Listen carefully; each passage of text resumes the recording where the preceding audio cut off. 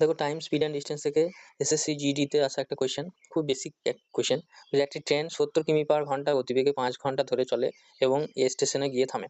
Station এ থেকে ট্রেনটি 3 ঘন্টায় 66 কিমি/ঘন্টা গতিবেগে যাত্রা করে স্টেশন বি এর দিকে যায়। তো ট্রেন দ্বারা অতিক্রান্ত দূরত্ব, মোট দূরত্ব কত? তো আমরা কি জানি ডিস্টেন্স সমান কি? হ্যাঁ, ডিস্টেন্স সমান হচ্ছে স্পিড ইন্টু টাইম। ঠিক আছে? তাহলে প্রথমবারের ডিস্টেন্স দেখো কতটা যাচ্ছে, প্রথমবারের স্পিড হচ্ছে 70, টাইম হচ্ছে 5 ঘন্টা যাচ্ছে। তাহলে ফার্স্ট ডিস্টেন্স হচ্ছে 70 ইন্টু 5 মানে হচ্ছে 350। ওকে, নেক্সট বার আবার স্টেশন এতে গিয়ে থামছে, এ থেকে আবার 3 ঘন্টায় তোমার 66 স্পিডে যাচ্ছে, তাহলে 66 ইন্টু 3, এটা হয়ে যাবে তোমার 198, 180 আর 6 3 18, 198।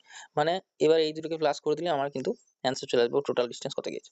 তো আমি এখানে দেখতে পাচ্ছি ইউনিট ডিজিট আমার লাস্টে 8 তো আসছেই প্লাস করাতে, এরপরে করারও দরকার নেই। তাহলে একটাই অপশন আছে, যেটা হচ্ছে অপশন বি 548। তো আমি এখানে করে দেখিয়েছি। তবে 8 আর 9 5 14, 4 হাত থাকলে 1, 3 আগে 4 আগে 5।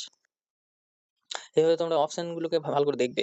হ্যাঁ, পুরো অঙ্ক সবসময় করার দরকার নাই, মানে লাস্ট অব্দি অ্যান্সার বের করার দরকার নাই। এভাবে ইউনিট ডিজিট দেখে এগুলো সময়গুলো আমরা বাঁচাতে পারবো। ভিডিওটা ভালো লাগলে অবশ্যই বন্ধুদের সাথে শেয়ার করবে, আর আমার চ্যানেলটা একটু লাইক, শেয়ার, সাবস্ক্রাইব করে দেবে।